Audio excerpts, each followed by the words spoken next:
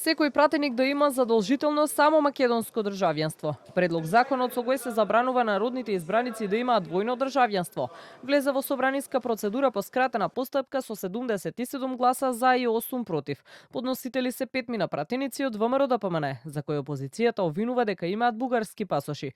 Од владеачката партија вела дека на овој начин ќе се стави крај на шпекулациите околу двојните државјанства и се оптимисти на широк консензус со другите партии. Овој закон, доколку биде усвоен, ќе важи и за овој пратенички состав.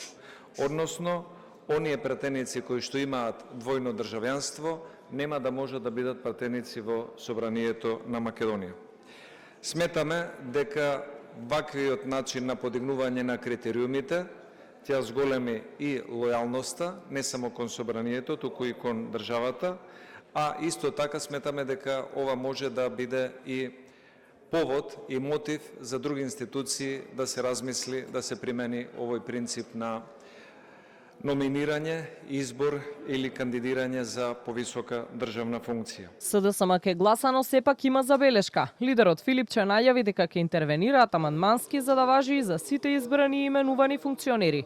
Никаде не е јасно кажано дека тоа ќе важи и за овој актуелен пратенички состав. Затоа овој закон ќе го поддржиме и амандмански ќе интервенираме, во кој што јасно, точно со членови преодни завршни одредби ќе пишува дека тие критериуми ќе важат и за актуелниот пратенички состав. И сите пратеници ќе треба да дадат соодветна изјава под соодветна одговорност дека немаат и друго државјанство. Во исто време ќе спремиме закон да тоа важи и за сите избрани именувани функционери. Од Европскиот фронт веднаш се изјаснија дека се против.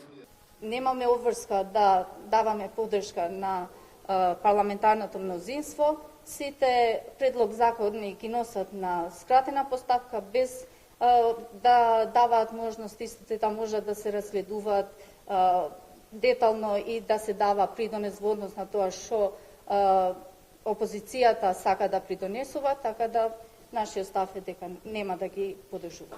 Ова е втор обид за истиот предлог закон за пратеници. ВМРО-ДПМН го предложија и во 2021 година кога беа во опозиција. По обвинувањата од тогашниот бугарски вице-премиер Каракачанов кој објави список од 70 мина функционери од партијата со адреси во Бугарија. Но тогаш законот не беше изгласан. СДСМ даде начална поддршка, но против беа партиите на албанците.